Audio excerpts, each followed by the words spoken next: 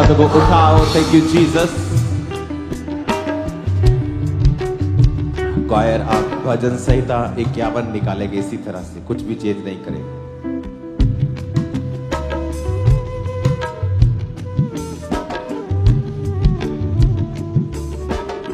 अपने हाथों को उठाओ अगर आप चाहते हो कि खुदाबंद की ग्लोरी, उसकी महिमा आपके जीवन में आए। अगर जा चुकी है तो फिर से वापस आए और खुदाबंद की ग्लोरी रिस्टोर हो, उसकी प्रेजेंस, उसकी हुजूरी आपकी जिंदगी में वापस आए। बड़े बड़े राज्य मिट गए जब खुदाबंद की प्रेजेंस वहां से चली गई।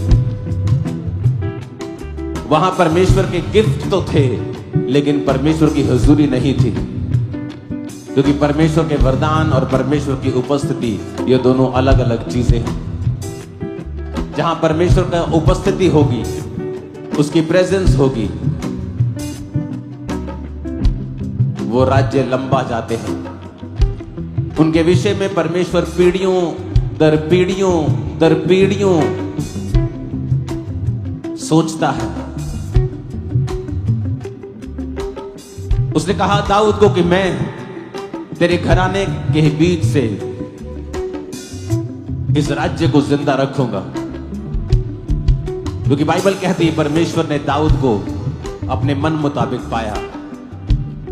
अपने हाथों को उठाकर जब क्वायर इस भजन संहिता को इस शाम को गाएगी या बोलेगी, आप उसके पीछे पीछे बोलेंगे।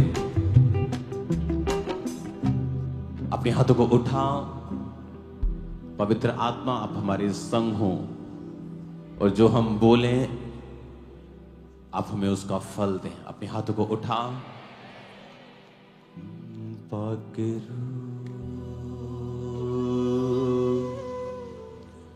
यीशु के करीब ले जा तू, पकड़ो यीशु के करीब ले जा तू, ईमान में बढ़ा, जीना सिखा, ईमान में बढ़ा, जीना सिखा, सच्चाई की राहों पे तू चलना सिखा।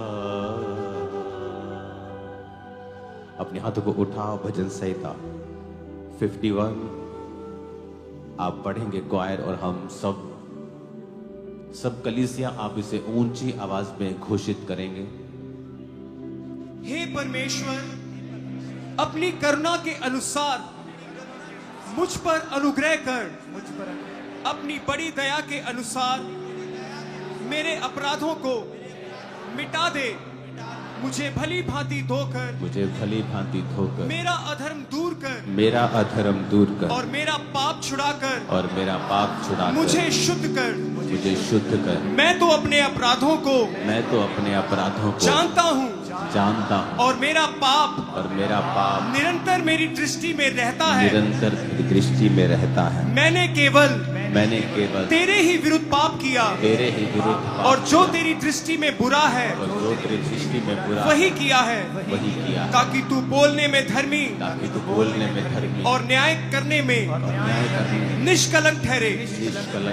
देख मैं अधर्म के साथ उत्पन्न हुआ, और पाप के साथ अपनी माता के गर्भ में पड़ा। देख तू हृदय की सच्चाई से प्रसन्न होता है, और मेरे मन ही में ज्ञान सिखाएगा। जूफा से मुझे शुद्ध कर, तो मैं पवित्र हो जाऊंगा। मुझे धो, और मैं हिम से भी अधिक श्वेत बनूंगा।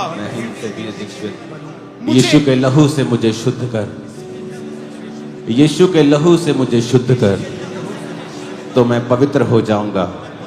मुझे धो, तो मैं हिम से भी अधिक श्वेत बनूंगा।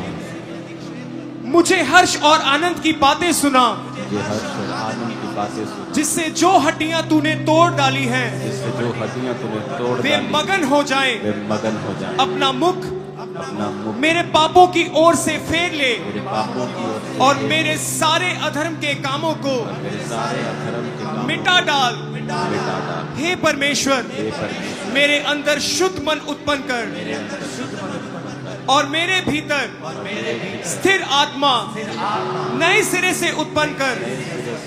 मुझे अपने सामने से निकाल न दे, और अपने पवित्र आत्मा को मुझसे अलग ना कर। अपने किए हुए उद्धार का हर्ष मुझे फिर से दे, और उदार आत्मा देकर मुझे संभाल।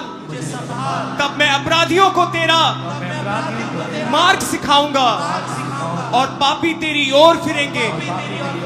हे परमेश्वर, हे मेरे उद्धारकर्ता परमेश्वर, मुझे हत्या के अपराध से छुड़ा ले। तब मैं तेरे धर्म का जय जयकार करने पाऊंगा। हे प्रभु, मेरा मुंह खोल दे, तब मैं तेरा गुणानुवाद कर सकूंगा। क्योंकि तू मेल बलि से प्रसन्न नहीं होता, नहीं तो मैं देता। होम बलि से भी तू प्रसन्न नहीं होता। टूटा मन परमेश्वर के योग्य बलिदान है। हे परमेश्वर, तू टूटे और पिसे हुए मन को तुच्छ नहीं जानता। प्रसन्न होकर सिय्योन की भलाई कर, यरूशलेम की शहरपनाह को तू बना। तब तू धर्म के बलिदानों से, अर्थात सर्वांग पशुओं के होम बलि से प्रसन्न होगा। तब लोग तेरी वेदी पर बैल चढ़ाएंगे। अपने हाथों को उठाओ, फिर से कहो, हे परमेश्वर, हे मेरे उद्धार करता परमेश्वर, मुझे हत्या के अपराध से छुड़ा ले। अपने हाथों को उठाओ। आपका अपराध हत्या नहीं है, किसी का कुछ है, किसी का कुछ है। अपने पापों को याद करके उस पाप का नाम लो और परमेश्वर को बोलो, वो आपको छुड़ाए और वो आपको शुद्ध करे। जब मैं बोलूंगा हत्या के अपराध से, आप अपने जीवन के गुनाहों को बोलेंगे और कहेंगे, प्रभु आपको छुड़ाए। हे परमेश्वर, हे मेरे उद्धार करता परमेश्वर, मुझे हत्या के अपराध से छुड़ा ले। तब मैं तेरे धर्म का जय जयकार करने पाऊंगा। हे प्रभु, मेरा मुंह खोल दे, तब मैं तेरा गुणानुवाद कर सकूंगा। क्योंकि तू मेल बलि से प्रसन्न नहीं होता, नहीं तो मैं देता। होम बलि से भी तू प्रसन्न नहीं होता। टूटा मन परमेश्वर के योग्य बलिदान है। हे परमेश्वर, तू टूटे हुए और पिसे हुए मन को तुच्छ नहीं जानता। प्रसन्न होकर सिय्योन की भलाई कर, प्रसन्न होकर मेरी भलाई कर, और यरूशलेम की शहरपनाह को तू बना। इस सेवकाई की शहरपनाह को तू बना, इनकी जिंदगी की शहरपनाह को तू बना। तब तू धर्म के बलिदानों से, अर्थात सर्वांग पशुओं की होम बलि से प्रसन्न होगा। तब तू मेरी ऑफरिंग से प्रसन्न होगा, मेरी भेंटों से, मेरे टाइट से प्रसन्न होगा। तब लोग तेरी वेदी पर बैल चढ़ाएंगे। सारी कलीसिया कहे आमीन। ऊंची आवाज में कहे आमीन। अपने हाथों को उठाओ। Thank you Jesus.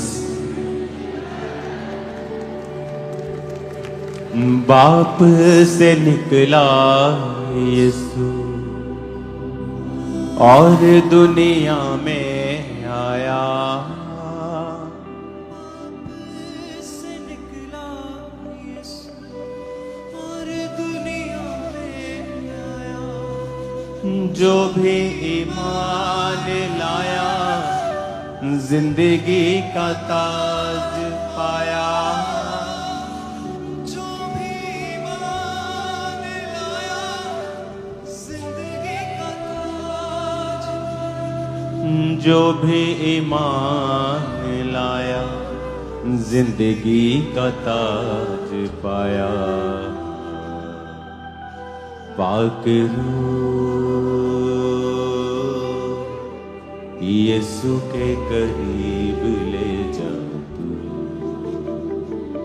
खुदावंद, तेरे लोग इस दुनिया की सबसे कीमती चीज पवित्र आत्मा और उसकी भरपूरी को आज पाकर वापस जाएं। खुदा बाप, तेरे लोग आज पवित्र आत्मा की प्रेजेंस को पाकर, उसकी अनॉइंटिंग को पाकर यहां से वापस जाएं। मेरे पिता, इनकी जिंदगियां पूरी रीति से बदल जाएं। मेरे सामर्थ्य परमेश्वर, ये माफ करने वाले, आग से भरे हुए, सामर्थ्य से भरे हुए, अपनी जिंदगी का हर कुछ खुदाबंद के लिए देने वाले बन जाएं। मेरे सामर्थ्य परमेश्वर, और दो इनको इतना ऊंचा करे, इतना ऊंचा करे खुदा बाप, इतना ऊंचा करे कि ये बैरी की पहुंच से बाहर हो जाए। मेरे सामर्थ्य परमेश्वर,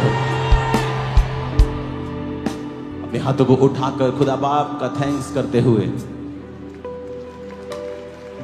बाप से निकला यीशु और दुनिया में आया, बाप से निकला यीशु और दुनिया में आया।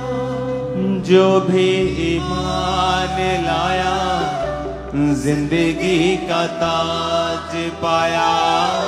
जो भी ईमान लाया जिंदगी का ताज पाया। जो भी ईमान लाया जिंदगी का ताज पाया। अपने हाथों को उठाओ। मेरा परमेश्वर आपकी हर तरीके की मानसिक, आपकी हर तरीके की शारीरिक बीमारी को, हर ट्रबल को आज फायर से जला के भस्म कर दे। और आज आपकी लाइफ के ऊपर मैं घोषणा करता हूं एक नई गुड न्यूज की, एक नई लाइफ की, एक नई एनर्जी की, एक नई ताकत की, एक नई ब्लेसिंग की।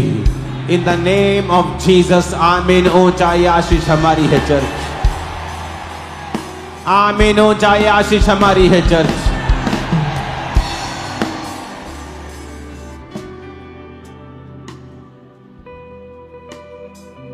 अपने दोनों हाथों को उठाकर खुदाबंद की ग्लोरी को सोखो अपने अंदर। मैंने आपसे कहा था कि खुदाबंद ने कहा है मेरी पत्नी को कि वो प्रचार करे, और तू खुदाबंद की ग्लोरी में, खुदाबंद की महिमा में उनको लेके जा मेरे लोगों को, ताकि आप सोख सके परमेश्वर की प्रेजेंस को। ये वेस्ट करने का समय नहीं है, ये समय अपनी चंगाई के बारे में सोचने का भी नहीं है, ये समय खुदाबंद को पाने का है।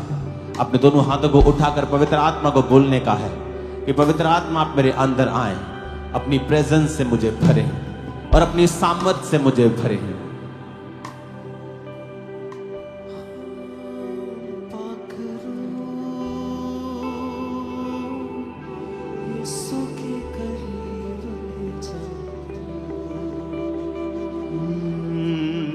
यीशु से मिलूंगा जब, सब कुछ कहूंगा तब मैं।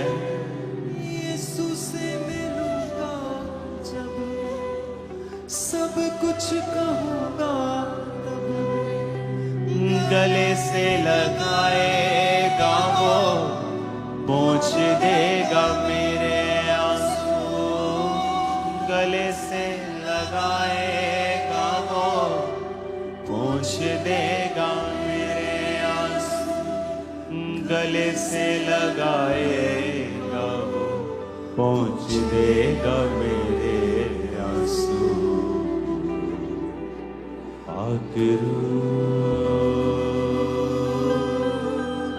यीशु के करीब ले जा। भजन संहिता 16 उसकी 1 आयत में लिखा है, हे ईश्वर मेरी रक्षा कर, क्योंकि मैं तेरे ही शरणागत हूं। मैंने परमेश्वर से कहा, तू ही मेरा प्रभु है, तेरे सिवा मेरी भलाई कहीं नहीं। अपनी स्क्रीन की ओर देखें, उस वचन की ओर, और इस वचन को पूरा कर दें स्क्रीन के ऊपर फुल।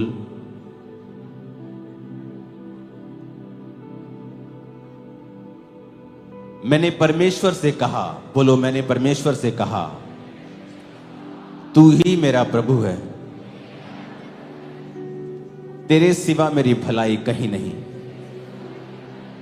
हे ईश्वर मेरी रक्षा कर, क्योंकि मैं तेरा ही शरणागत हूं। मैं तेरे ही शरणागत हूं।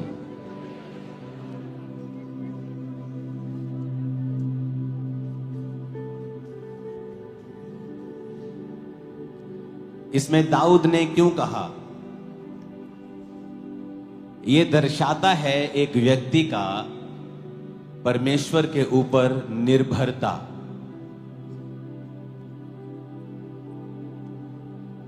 राजा होने के बावजूद, उससे बाद या उससे पहले भी, जब आप परमेश्वर को अपनी निर्भरता दिखाते हैं कि परमेश्वर, जब एक समझ आ जाती है कि परमेश्वर तेरे सिवाय मेरी भलाई और कहीं नहीं, क्योंकि आपकी लाइफ में कई बार आप अपने रिश्तेदारों के ऊपर आस रखते हैं कि एक दिन ये मेरे जीवन में ऐसा करेगा, और परमेश्वर देखता है कि आपने अपनी आस जो है एक मनुष्य के ऊपर लगाई है, और वो आस परमेश्वर बार बार टूटने देता है और आपको, ताकि अपने करीब लेके आ सके। और जब आप ये बात समझ जाते हैं कि, और फिर परमेश्वर को उसने बोला कि परमेश्वर मैं तेरे ही शरणागत हूं। उसके बहुत से दोस्त थे। राजे का बेटा योनातन उसका मित्र था, ऐसा मित्र जो उसके लिए अपने प्राण दे सकता था, जिसने अपनी राजगद्दी त्याग दी थी और कहा था कि ये तेरी है, जबकि वो कोई मोहल्ले की प्रधानगी नहीं त्यागता किसी के लिए, एक देश की प्रधानगी त्याग दी थी, वो उनसे प्रेम करता था। लेकिन फिर भी दाऊद की जो आस थी कि परमेश्वर मैं तेरे शरणागत हूं, मैं तेरे अंडर हूं, मैं तेरे पास आया हूं, और उसको मालूम था कि तेरे सिवाय मेरी भलाई और कहीं नहीं है। जब आप इस बात को समझ जाएंगे कि मेरी परमेश्वर जो भलाई है वो तेरे सिवा कहीं नहीं है, आप अपने रिश्तेदारों से प्रेम करेंगे, हाँ करेंगे, आप लोगों से प्रेम करेंगे, आप लोगों के ऊपर आस नहीं रखेंगे। जब दाऊद ने कहा परमेश्वर मेरे सिवा, तेरे सिवा मेरी भलाई और कहीं नहीं है, प्लीज हटा दो इसको जो उड़ा रहे हो। तो उसने कहा, अब तीसरी आयत को पढ़ो। उसने कहा पृथ्वी पर जो पवित्र लोग हैं वो ही आदर के योग्य हैं, उन्हीं से मैं प्रसन्न रहता हूं। अब दाऊद सच्चाइयां बयान कर रहा है कि जो पृथ्वी पर पवित्र लोग हैं वो आदर के योग्य हैं। यानी वो पहली बात कर रहा है कि परमेश्वर मैं तेरे शरणागत हूं, मेरी आस तेरे ऊपर है, मैंने अपना समर्पण तुझे किया है, तू ही मेरा परमेश्वर है। फिर वो कह रहा है कि जो पवित्र लोग हैं, यानी फिर उसके बाद वो कह रहा है कि अपने जीवन को पवित्रताई में बिताओ, क्योंकि जो पवित्रताई में नहीं है वो आदर में नहीं आएगा। अगर आप चाहते हो आपका पति आपका आदर करे, आपकी पत्नी आपका आदर करे, लोग आपका आदर करें, परमेश्वर सबसे बेहतर आपका आदर करे, तो दाऊद ने एक सीक्रेट दिया। उसने कहा जो पृथ्वी पर पवित्र लोग हैं वो ही आदर के योग्य हैं। कई बार लोगों के पास बहुत पैसा होता है और वो जब लोगों के सामने जाते हैं लोग सलाम ठोकते हैं, लेकिन जैसे ही वो वहां से जाते कहते हैं चल भाग जाए यहां से, चोर एक नंबर का। लेकिन जब परमेश्वर आपको पवित्रता के कारण ऊंचा करता है, लोग आपके मुंह पर भी आपका आदर करते हैं और पीठ पीछे आपका ज्यादा आदर करते हैं। तो दाऊद ने कहा 4 आयत में, जो पराये देवता के पीछे भागते हैं उनका दुख बढ़ जाएगा, मैं उनके लहू वाले अर्ध नहीं चढ़ाऊंगा, मैं उनका नाम अपने होठों से नहीं लूंगा। कहता मैं नाम भी नहीं लूंगा, मैं अपने परमेश्वर की स्तुति करूंगा। 5 आयत में लिखा, यहोवा मेरा भाग और मेरे कटोरे का हिस्सा है, मेरे भाग को तू स्थिर रखता है। कहता तू मेरा भाग है परमेश्वर, मेरा हिस्सा तू है। फिर कहता मेरे भाग को तू स्थिर रखता है। एक बाप के 2 बेटे हैं तो हर एक बेटे का एक भाग आता है प्रॉपर्टी का, लेकिन कई बार जो आपका भाग होता है, आपका हिस्सा होता है, इस दुनिया में आपको नहीं मिलता है। लेडीज कंप्लेंट करती हैं, मैं सुंदर हूं, मैं बहुत ही चालाक हूं, मैं बड़ी अच्छी हूं, लेकिन मुझे ऐसा पति नहीं मिला। आदमी कंप्लेंट करते हैं, मैं सब कुछ वेल सेटल्ड हूं, लेकिन मुझे अच्छी पत्नी नहीं मिली, मेरे बच्चे अच्छे नहीं। क्योंकि बाइबल कहती है, परमेश्वर कहता कि मैं तेरे भाग को स्थिर रखता हूं। मैं तेरा भाग, जो तेरा धरती पर भाग है ना, जो तेरे धरती पर जो हिस्सा मैंने तेरे लिए रखा है, मैं स्थिर रखता हूं। अगर तू मेरे साथ नहीं है, मेरे शरणागत नहीं है, अगर तूने अपनी आस मुझ पे नहीं रखी है, और अगर तू पवित्रताई में नहीं है, तो वो हिस्सा जो तेरा है तुझे कभी नहीं मिलेगा। दाऊद कहता है 6 में, मेरे लिए माप की डोरी मन भावने स्थान में पड़ी और मेरा भाग मन भावना है। परमेश्वर कहता है मैं तुझे मन भावना भाग दूंगा। एक जगह एक कई बार होता है ना, आप फॉरेन में चले जाओ तो एक बड़ी सारी कॉलोनी कटती है, तो कुछ कॉलोनी में कुछ मकान महंगे होते हैं, कुछ सस्ते होते हैं। जो पानी के नजदीक होता है, किसी कम्युनिटी के नजदीक होता है, किसी जिम के नजदीक होता है, मार्केट के नजदीक बड़ा होता है, वो महंगा होता है। दाऊद कहता है कि जो मेरे मापने की डोरी है, कहता वो ऐसे स्थान में पड़ी जो मन भावना है। यानी तू उसी जगह पे रहते हुए, उसी स्टेट में रहते हुए, उसी मोहल्ले में रहते हुए, उसी शहर में रहते हुए, पर जो तेरा हिस्सा होगा वो सबसे अलग होगा और सबसे बड़ा होगा और सबसे बेहतर होगा।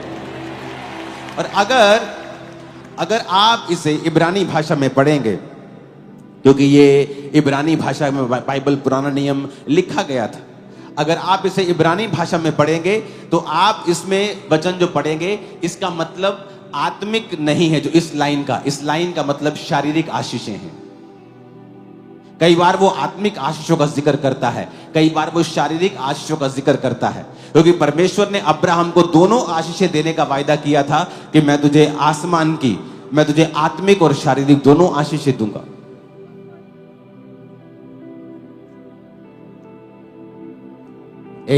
बैठ जाओ।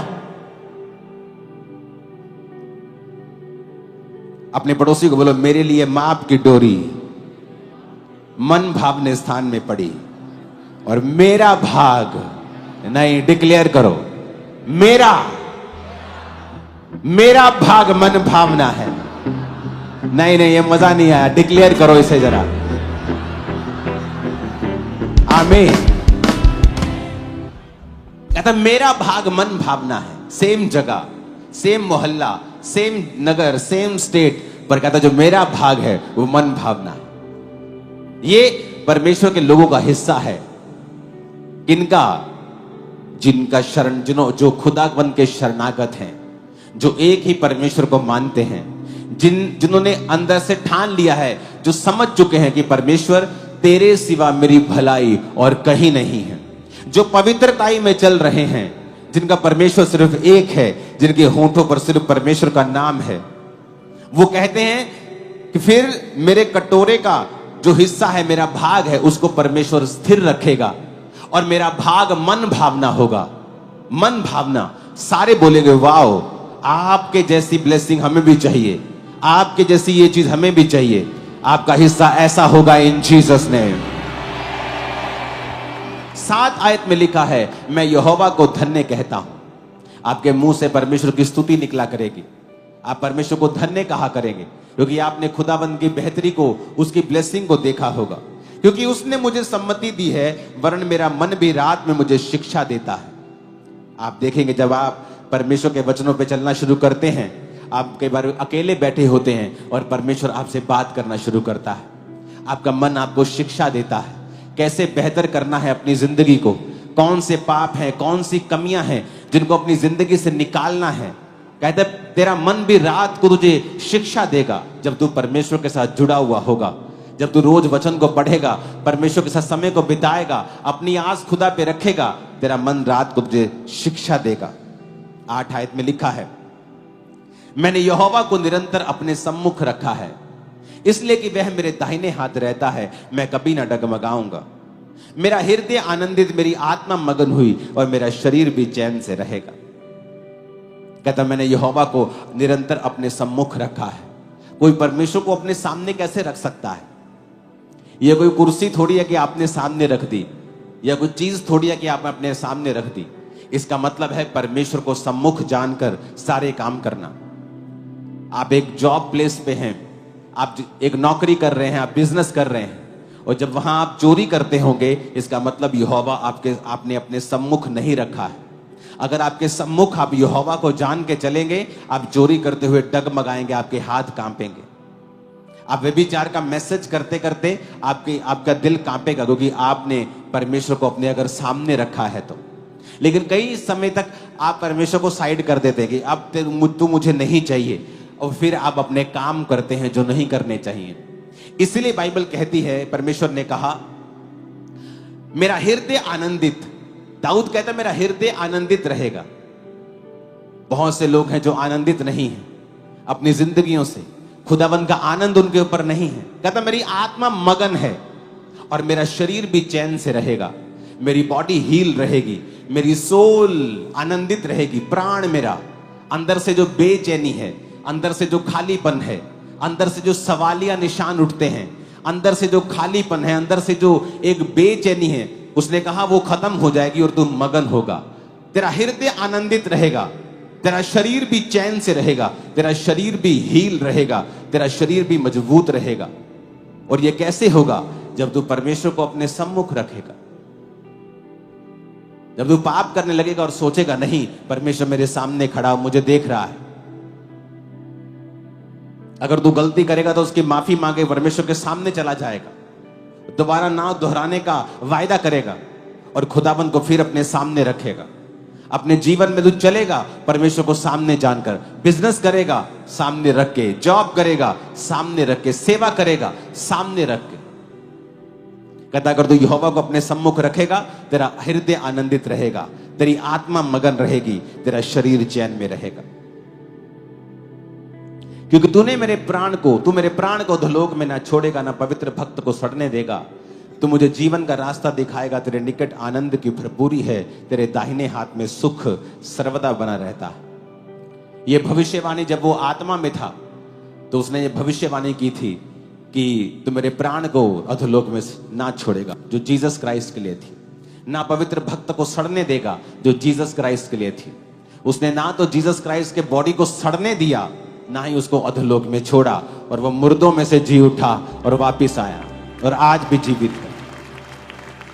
उसने कहा तू मुझे जीवन का रास्ता दिखाएगा, जहां जीवन है। आपकी आंखें आपको धोखा देती हैं। अब्राहम ने कहा लूत देख ले क्या चाहिए, उसको हरी हरी चरगाह दिखी, हरी हरी हरी, वेरी नाइस, कहता ये मुझे चाहिए। लेकिन वो नहीं जानता था कि वो हरी चरगाह नहीं है, वो सदम और अमोरा की ओर जा रहा है, विनाश की ओर जा रहा है। आपकी आंखें आपको धोखा देती हैं। परमेश्वर ने कहा अगर तू मेरे साथ वफादार होगा तो मैं तुझे जीवन का रास्ता दिखाऊंगा। मैं तुझे दिखाऊंगा कि जीवन का रास्ता, सही रास्ता क्या है। तेरे बिजनेस में, तेरी जॉब में, तेरे फाइनेंस में, तेरी फैमिली में, तेरी सेवकाई में, तेरी सेहत के लिए मैं तुझे रास्ता दिखाऊंगा। तेरे निकट आनंद की भरपूरी है, तेरे दाहिने हाथ में सुख सर्वदा बना रहता है। अगर उसके निकट रहेंगे तो आनंदित रहेंगे। दाहिने हाथ का मतलब है परमेश्वर के साथ राइट होकर चलना, सही होकर चलना। जब भी दाहिने हाथ का जिक्र आता है तो इसका मतलब है right standing with God. Righteousness का मतलब है राइट स्टैंडिंग विद गॉड। दाहिने हाथ का मतलब है खुदा के साथ सही चलना। जब आप परमेश्वर के साथ सही चलते हैं, सब कुछ सही करते हैं, दाहिने हाथ खड़े होते हैं, यानी प्रभु के साथ सहमत होते हैं, तो उसने कहा सुख उसके दाहिने हाथ में सर्वदा बना रहता है। कोई क्रिश्चियन आपको नहीं मिलेगा, रियल क्रिश्चियन, आज दुखी सुखी, फिर कल दुखी, फिर परसों सुखी। आपको हमेशा वो सुखी मिलेगा। परीक्षा में वो हो सकता है, लेकिन सुख उसको छोड़ के कभी नहीं जाएगा। ये आपका और मेरा हिस्सा है। आमीन। साथ चाहिए मेरे को चर्च, साथ चाहिए। आमीन। ऊंची आवाज में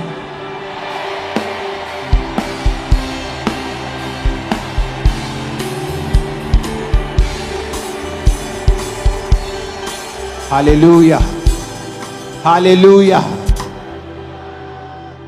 इसलिए मैंने आपको भजन संहिता पढ़वाया है कि आप तौबा करें अपनी लाइफ में, खुदा के पास जाएं, उसके बिना कुछ नहीं मिलेगा। आपको सिर्फ निराशा होगी, एम्बैरेसमेंट होगी, शर्मिंदगी होगी, दिल टूटेगा, मन टूटेगा, आंसू होंगे। लेकिन अगर आप परमेश्वर के साथ जुड़े रहेंगे तो लिखा तुम्हारा मन भी रात को तुझे शिक्षा देगा। कॉन्टिन्यूसली परमेश्वर तेरे से बात करता रहेगा, तेरी लाइफ को बेटर करता रहेगा। तैयार हो आप? चर्च की ग्रेस बढ़ गई है। अब आप वचन 2 बार सुन रहे हैं और मैं आपको खुदाबंद की ग्लोरी में भी लेके जा रहा हूं। जब आप परमेश्वर की ग्लोरी में जाएंगे, जब मैं आया करूंगा पुलपिट के ऊपर और आप सोखा करें इसको अपनी बॉडी, अपनी जीवन के अंदर, यही है रियल ट्रेजर। आपको इसकी वैल्यू शायद बाद में मालूम हो, लेकिन जब ये आपकी लाइफ के अंदर एक बार आ जाएगा, ये वंडर्स करेगा, अलग करेगा आपको दुनिया से।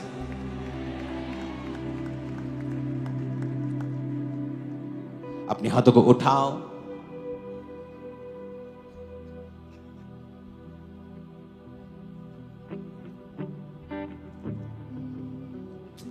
यीशु ही सहारा मेरा, यीशु ही कफारा मेरा, यीशु ही सहारा मेरा, यीशु ही कफारा मेरा, सबको बचाने वाला, बाप से मिलाने वाला, सबको बचाने वाला, बाप को मिलाने वाला, सबको बचाने वाला, बाप से मिलाने वाला। अपने हाथों को उठा के कहो, आज जो गवाहियां जो वचन मैं सुन रहा हूं, मेरी जिंदगी में ये 100 फलों को लेके आए। अंधकार की शक्तियां इन्हें चुराने ना पाए। प्रभु यीशु मसीह के सामर्थी नाम में हम मांगते हैं। अपने घुटनों के भार आ जाओ। एक सॉन्ग को जब हम गाएंगे, आप अपने घुटनों के भार होकर उस सॉन्ग को तालियों के साथ आप गाएंगे। अपने हाथों को उठाओ। इस गवाही को सुनने के बाद उस सॉन्ग को हम सुनेंगे। हालेलुया। अपोस्टल, ये बहुत ही अमेजिंग टेस्टमनी है। इस बहन का नाम जसविंदर कौर है और साथ में इनके हस्बैंड ये कपूरथला के रहने वाले हैं। दिसंबर 2013 में इनकी शादी हुई थी। उसके बाद अजीब अजीब सी घटनाएं इस बहन के साथ होने लगी। सोते समय अजीब सी हरकतें होती थी, जैसे कोई गले को इनके जोर से दबा रहा है और डर के ये चिल्लाने लगते थे। डरावने सपने, मुर्दा लोग, और इनको ऐसा लगता था कि इनको कोई गहरे पानी के अंदर डुबो रहा है। बहुत सारे सांप, ऐसी चीजें जब नजर आनी शुरू हुई, उसके बाद से इनके जो पीरियड्स है वो इरेगुलर हो गए। कई बार 1 महीने में 2 बार आने, कई बार 2-2, 3-3 महीने के बाद पीरियड्स आने, और जिसकी वजह से इनको प्रेगनेंसी कंसीव नहीं हो पा रही थी। और अपोस्टल, जब ये दोनों जब डॉक्टर के पास गए, हॉस्पिटल में पहुंचे, तो वहाँ यूट्रस के जो स्पेशलिस्ट गायनी डॉक्टर्स हैं, उन्होंने जब स्कैनिंग करी तो डॉक्टर ने बताया कि बहुत सारी प्रॉब्लम्स हैं, हार्मोन इनबैलेंस है, जिसके साथ दोनों ओवरीज में मल्टीपल पानी वाली रसौलियां बन चुकी हैं, एग्स ग्रो नहीं हो पा रहे हैं। और डॉक्टर ने लगातार मेडिसिन दी और इन्होंने स्पेशलिस्ट 6-7 डॉक्टर जो गायनी चेंज करके देख लिए, मेडिसिन से कोई भी फर्क नहीं पड़ता था।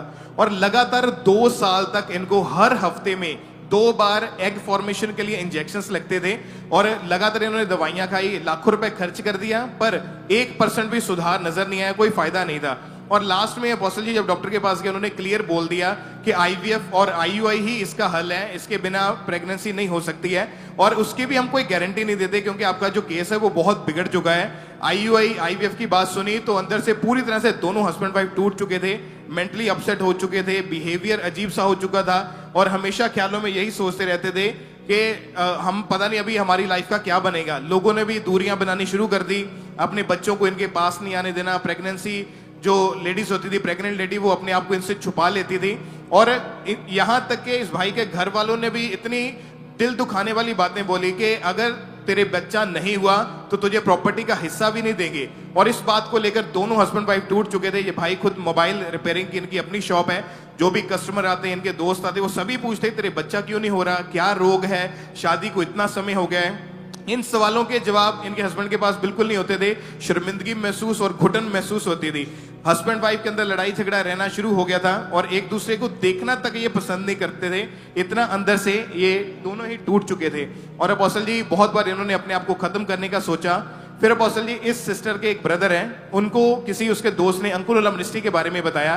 2018 में गुड फ्राइडे मीटिंग थी, तो ये समझ के आए कि चर्च में गुड फ्राइडे है, कोई अच्छा शुक्रवार है। इनको मालूम नहीं था कि वो उस डे की क्या अहमियत है। जब ये चर्च में आए और जैसे ही इन्होंने चर्च में अपना कदम रखा तो इनको अजीब सी एक शांति महसूस हुई। और जैसे ही इन्होंने वचन सुना, प्रचार सुना, और आपकी ओर देख के ये इतना प्रभावित हुए कि इतनी यंग एज में कोई प्रीच कर रहा है और इतने बड़े मिरेकल हम देख रहे हैं। गवाहियां सुनी, फेथ बना, वचन सुना। 18 जुलाई 2024 को परमेश्वर की दासी ने इन दोनों के ऊपर ले हैंड प्रेयर करी। उस प्रेयर को भी हम देख सकते हैं। जो बचाया तेरी वफा ने, तेरे लहू ने और अपोस्टल जी जैसे ही इन दोनों के ऊपर ले हैंड प्रेयर हुई, सेम सेकंड सारा शैतानी असर इन दोनों के ऊपर से खत्म हो चुका था। और उसी टाइम इन्होंने फास्टिंग रखी। उसके बाद इनके कानों में आवाज आई इस बहन को कि प्रेगनेंसी चेक कर। और जैसे ही इन्होंने घर जाने के बाद अगले महीने प्रेगनेंसी टेस्ट चेक किया तो मैरिज के 10.5 साल के बाद first time pregnancy test positive आया। और देखकर हैरान थे, खुशी के मारे आंसू रुक नहीं रहे थे। जब डॉक्टर के पास गए, रसौलियां गायब, सारी हीलिंग हो चुकी।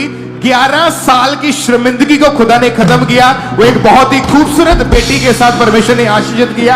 आज पूरे नाचते हुए झूमते हुए परमेश्वर की महिमा कर रहे हैं। और प्रभु ने बचाया तेरी वफा ने, तेरे लहू ने जिंदा किया है। मुझको बचाया तेरी वफा ने, तेरे लहू ने जिंदा किया है। वही लहू मेरी शिफा है, तेरी वफा मेरी पनाह है। वही लहू मेरी शिफा है, तेरी वफा मेरी पनाह है। तूने दिया जीवन मुझे, ओ धन्यवाद। सबका यीशुआ,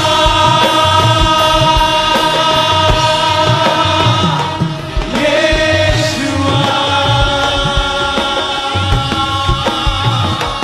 यीशुआ, यीशुआ। तेरी महिमा के साथ तेरी अग्नि के साथ तेरी महिमा के साथ तेरी अग्नि के साथ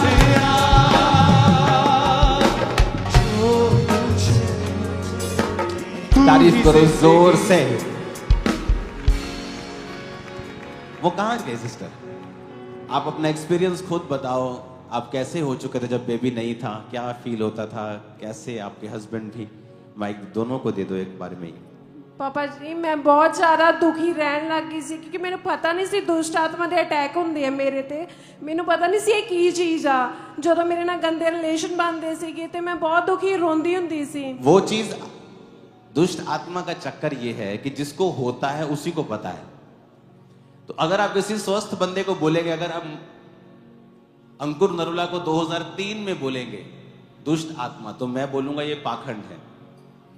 आप इसी अंकुर नरुला को 2005 में बोलोगे तो मैं बोलूंगा सही है। इसीलिए मैं कहता हूं कि जब दूसरे लोग क्राइस्ट का विरोध करें, उनको कभी गुस्सा मत करो। उन्हें नहीं पता क्या है जब तक वो खुद एक्सपीरियंस नहीं करते। ओके, आपका ये एक्सपीरियंस की दुष्ट आत्मा थी, हम साइड पे कर देते हैं। हम मेडिकल बात करते हैं। जब आप मेडिकली चेक करवाने के लिए जाते थे तो क्या क्या निकलता था उसमें?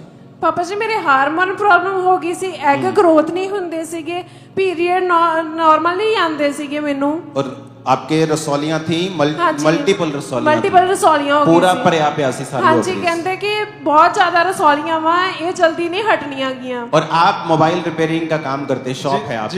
जी पापा जी। और जब आपको दोस्त पूछते थे बेबी नहीं है तो आप क्या आपने सुसाइड करने किसने कोशिश की? आपने क्या? हाँ जी पापा जी मैं कीती सीगी। ओके, आपका क्या एक्सपीरियंस था? दोस्त पूछते थे, आपने लिखा है कि आपको जी पापा जी मेरी मोबाइल शॉप से जो मेरे दोस्तों ने आना ਜਾਂ ਜਿਹੜੇ ਮੇਰੇ ਪੁਰਾਣੇ ਲਗਾਤਾਰ ਵਾਲੇ ਗਾਹਕ ਉਹਨਾਂ ਨੇ ਆਉਣਾ ਮੈਨੂੰ ਪੁੱਛਣਾ ਵੀ ਤੁਹਾਡੇ ਕੁਝ ਖੁਸ਼ਖਬਰੀ ਕੁਝ ਹੋਇਆ। ਮੈਂ ਉਹਨਾਂ ਨੂੰ ਉਸ ਵੇਲੇ ਤੇ ਥੋੜਾ ਹੱਸ ਕੇ ਸਾਰ ਦੇਣਾ, ਪਰ ਮੈਨੂੰ ਪਤਾ ਮੈਂ ਅੰਦਰੋਂ ਕਿੰਨਾ ਟੁੱਟਿਆ ਹੁੰਦਾ ਸੀ, ਨਾ ਮੇਰੇ ਕੋਲ ਕੋਈ ਜਵਾਬ ਹੁੰਦਾ ਸੀ। ਪਰ ਮੈਂ ਬਹੁਤ ਸ਼ਰਮਿੰਦਾ ਹੁੰਦਾ ਆ ਕੇ ਸੋਚਣਾ ਸੀ, ਦੋਵਾਂ ਨੇ ਸੋਚਣਾ ਵੀ ਕਿ ਕੀ ਗੱਲ ਆ ਕੀ ਨਹੀਂ ਹੋ ਰਿਹਾ, ਬਹੁਤ ਸ਼ਰਮਿੰਦੇ ਵਿੱਚ ਸੇ ਸੀ। और दवाइयां खाई आपने, सब कुछ किया? जी जी। मेडिसिन आपको 2 साल इंजेक्शन लगते रहे? हाँ जी पापा जी। हफ्ते में कितने? हाँ जी हफ्ते से 2 बार लगते हुंदे सीगे। जाके लगवांदे सीगे तुसीं? हाँ जी जाके लगवांदे सी हफ्ते च 2 बार? हाँ जी। कितनी देर लगे ਤੁਹਾਨੂੰ इंजेक्शन? पापा जी 2 साल। उस ले हैंड को हम दोबारा देखेंगे। देखो जब शैतान गया तो अब ऐसे कैसे हो सकता है कि मेडिकल आप एक समय आपने रोज आप हफ्ते में 2-2 इंजेक्शंस लगा रहे हैं, आप दवाइयां खा रहे हैं, कोई हल नहीं हुआ। उसके बाद आपको 2018 में मालूम होता है, आप चर्च में पहली बार आते हैं, फिर धीरे धीरे आपका विश्वास बनना शुरू होता है और एक समय फिर होता है कि परमेश्वर का अपॉइंटेड टाइम, उसका मैनिफेस्टेशन का टाइम, आपकी लाइफ में गवाही को देने का, जिसके लिए आप प्रार्थना कर रहे हैं, वो समय को हम देखेंगे स्क्रीन के ऊपर, उस ले हैंड टाइम को। ओके, ये आपने, ये आपके हस्बैंड पीछे आए। जब आपका ले हैंड हुआ, आपको उसके बाद सपना कोई नहीं आया? नहीं पापा जी, उदो कोई सुपना नहीं, उदो बस मैनू यही लगा सी जो मेरे ले हैंड होया कि जिवें तू प्रभु इलीशिबा नूं दिता वा, तू मेरे दुख नूं समझदा ते मैं तेरी दासी कोल अज आई हां, मैं सेम नहीं जावांगी। जिद्दां ही मैं पुलपुट तो जे नीचे नहीं उतरी सी पौड़ियां, मेरी बॉडी च कुछ एंटर होया, मैनू लगा कि अज प्रभु ने छू लिया वा।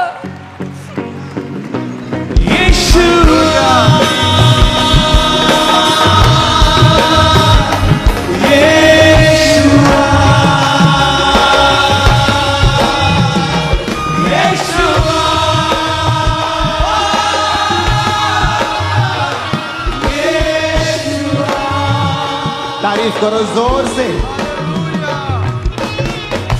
उस ले हैंड के बाद आप घर गए, 1 महीने बाद आपको आवाज आई कि अपने तू प्रेगनेंसी को चेक कर। पापा जी मैंने वॉमिट्स आउण लग गया सी, पर मैं डरदी चेक नहीं करती हुंदी सी क्योंकि मेरे कदी नहीं होया, मैं की करना वा। पर जदों मैनू आवाज आई, प्रे करके सुत्ती मैनू आवाज आई कि तू चेक कर, तू प्रेग्नेंट है। वरन मेरा मन भी रात में मुझे शिक्षा देगा,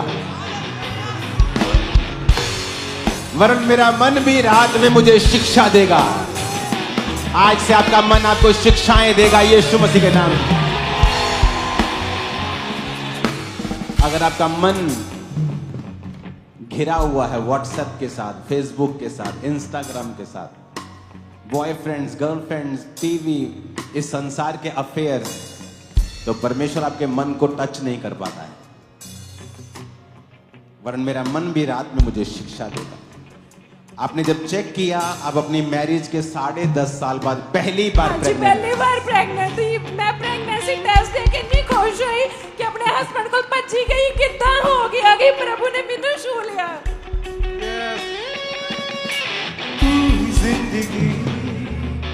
क्या बोलना चाहते हैं? ब्रदर जी सॉरी पापा जी, मैं कहना चाहना इन्हां दी मेहनत बहुत कीती, तुहाडे इन्हां ने प्रमोशन च बहुत मेहनत कीती, इन्ने फास्ट रखे, बहुत जो तुसी ये सीक्रेट ये भी है। अगर आप परमेश्वर के करीब नहीं हैं, अगर आप इसलिए मैं कहता हूं जब ले हैंड के लिए आओ, प्लीज आत्मा में आओ। इमेजिन करो अगर परमेश्वर ने जिस दिन आपको चर्च में आशीष देनी है, आपको किसी वॉलंटियर पे गुस्सा आने लग जाएगा, ताकि आप शरीर में चले जाएं, आप बहसबाजी करने में चले जाएं, आपकी ब्लेसिंग ब्लॉक हो जाएगी। अब्राहम को परमेश्वर ने कहा सिद्ध हो। अब्राहम को पता कहीं तो कुंडी है, कहीं तो प्रॉब्लम है जो मेरी लाइफ में आशीष नहीं मिल रही है। अब जब उसने दूत देखे, उसको दूत पहचान में आ गए कि ये आदमी नहीं है, ये दूत है। उसकी उसने अपने आप को अलर्ट कर लिया आत्मा में। सडनली आपका ब्रेक थ्रू नजदीक है।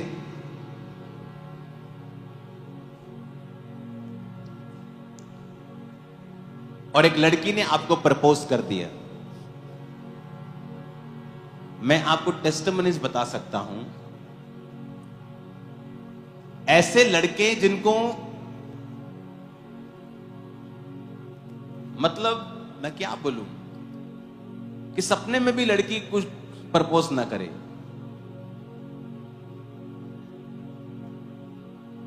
कोई सुंदर नहीं सिर से लेके, और सुंदर से सुंदर लड़कियां सेवा में आने के बाद उनको प्रपोज करती।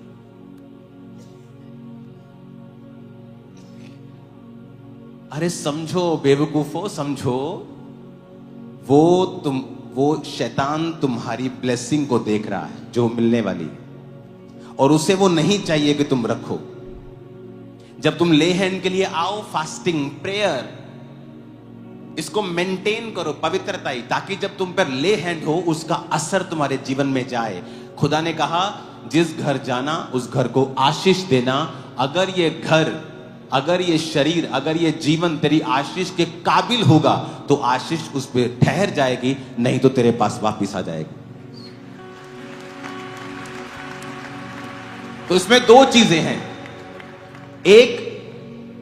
एक सेवक का आपको आशीष देना और दूसरा आपका आशीष के काबिल होना। ये वन वे आशीष, ये वन वे चीज नहीं है कि सिर्फ मैं या सिर्फ आप। कॉपरेशन के साथ हमें चलना पड़ेगा। आप मेरे सुनाए हुए वचनों को कबूल करते हैं, आप उस पर चलते हैं, जिंदगी सेम नहीं रहेगी। वो बेबी को दिखाना जरा, तो जिंदगी, वाह लग, ये जब बेबी खुदा देता है ना, ये तो इंटरनेट वाले बेबी देता है। ये तू ही जिंदगी, तू ही बंदगी, तुझसे है जुड़ी यीशु मेरी खुशी। तू ही जिंदगी, तू ही बंदगी, तुझसे है जुड़ी यीशु मेरी खुशी। ऊंची आवाज से बोलो हालेलुया।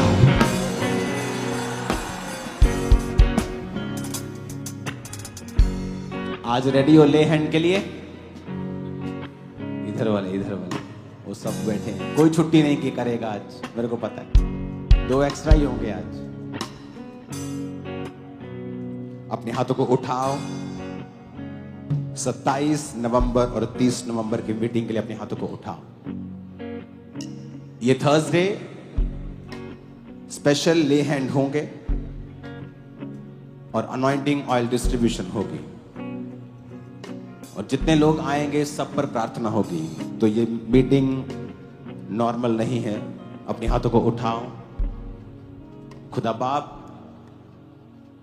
उठाओ इस पंफलेट को और खुदा से कहो, मैं जाऊंगा और तेरा प्रचार करूंगा। उठाओ अपने हाथों को। Thank you Jesus. तेरा आत्मा खुदावन इस मीटिंग को छुए, लोगों को लाए और वो आजाद हो, वो डिलीवर हो, यीशु मसीह के सामर्थी नाम में।